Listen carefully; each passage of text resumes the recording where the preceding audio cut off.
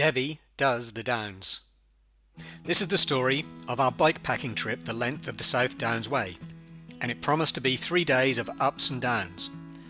Big ups and big downs. I'm Darren, and this is Debbie. We started our South Downs Way adventure at Winchester Cathedral, which I found out later is not the official start point.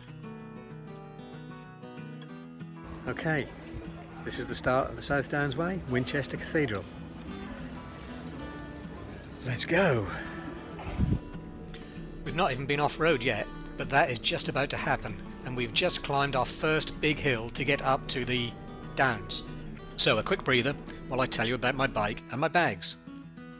Okay, so this is my setup. On the back I have the Blackburn Outpost seat pack, and inside that I have a 2-person tent and my sleeping mat. I've got my flip-flops on top, under the straps, and a mug hanging on the other side. In the middle, in the frame, I have a Blackburn Outpost frame bag. It's the size small, and it expands to the size that you can see here. I've got my phone and wallet in the little side pocket, and then in the main compartment I have my cooking gear, my stove, my pans, my gas, and some food. On the top tube I have an Alpkit Cockpit Bag. This is where I have my battery pack and my charger cables, my tools and puncture repair kit, and other bits and pieces. I have my GoPro on an extended mount so that the bags don't appear in the picture. Unfortunately I managed to snap that on day 2. The mount, that is. On the front I have a re-strap bag. All my clothes and soft stuff are in here. It comes with a removable pouch on top with a clever quick release mechanism. The dry bag is really good and I like the pouch, but the straps that attach the holder to the bars keep slipping as I ride, so I've had to put crash tape on the buckles to stop that. I did come up with a workaround, but I'll talk about that in a separate review video. Finally, on the bars I have my Garmin with the route installed, a bell and a light. Oh, I've also got a mini pump and some water.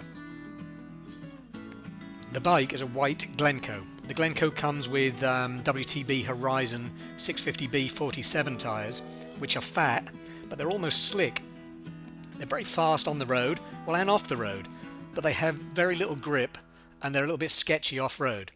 So I changed these over to WTB Resolute 650B 42s, which have these lovely little knobs on. The reason we did the South Downs Way was because I wanted something tough, but it needed to be something that Debbie, who is not a regular cyclist, could achieve. If you want to watch something tougher with wild camping, check out my other videos. The story with the South Downs Way is that you climb up to about 250 metres above sea level, and then you roll back down to about 60 metres. Then you repeat that about 25 times. Debbie wasn't keen on wild camping, so instead we stopped at this luxurious campsite which had toilet facilities and this nice gas-powered shower. It was well worth £15. In fact, there was a definite shortage of campsites on the route, and this one was the only one available in the area we needed to stop that night. On the plus side, it was right beside the South Downs Way. So on day 1 we rode from Winchester to Cocking, which was 36 miles, and we did 3,957 feet of climbing. Day 2 started out cloudy and overcast, and it looked like we'd be trying to outrun the rain all day.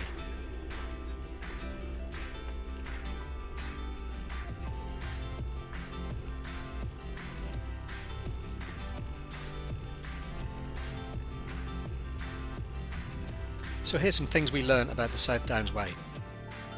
There are a lot of water points, and a quick Google will tell you where to find them. We followed the Mountain Biking on the South Downs guide, which lists a lot of places to eat along the route. Most of these eating places are in villages just off the trail, and you have to drop down closer to sea level to get to them. And lots of them are no longer open. A lot of the pubs mentioned are shut down, so don't rely on them, and don't get too upset when you drop down to find one and discover it's long since closed, and you have a big climb to get back to the trail. There are plenty of places to wild camp, and if you stop at dusk, I'm sure you'll be fine. We found 2 proper campsites for our overnight stays, one on the trail and one off. There was also a youth hostel en route with camping and cheap rooms.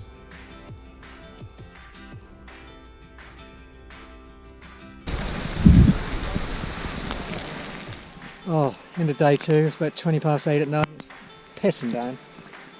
We are soaked through and we're at a campsite in Ditchling and we're now going to get set up and get in our bags and get warm, I think. Day 2 we rode 41 miles and we ascended 4,787 feet. We camped in a village called Ditching, which was a bit of a mistake. Not that it wasn't a nice campsite, no actually it wasn't great, but the mistake was that to get to it we descended 250 metres and so on day 3 we had to climb back up that 250 and it wasn't all this easy. On the plus side, Ditchling is a biggish village with all the facilities you need, plus a bike shop.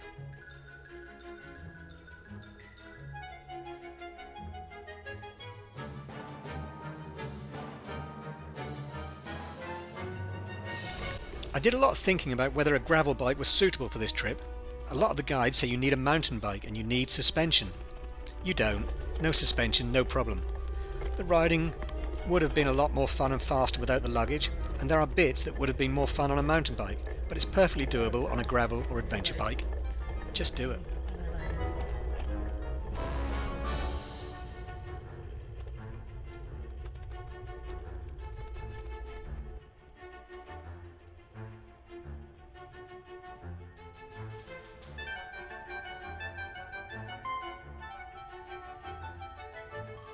According to Google, there are more than 80 gates on the South Downs Way. We didn't bother counting them though.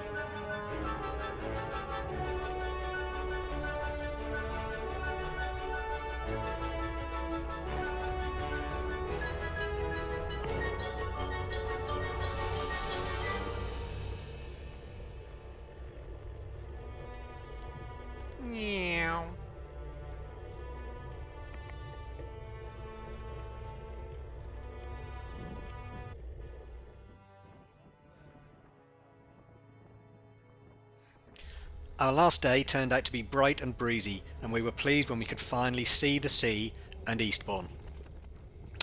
On day 3 we rode 30.7 miles from Ditchling to Eastbourne and we climbed 3,724 feet. This is where the trail ends and we're off to find a hotel with a bar and bike storage.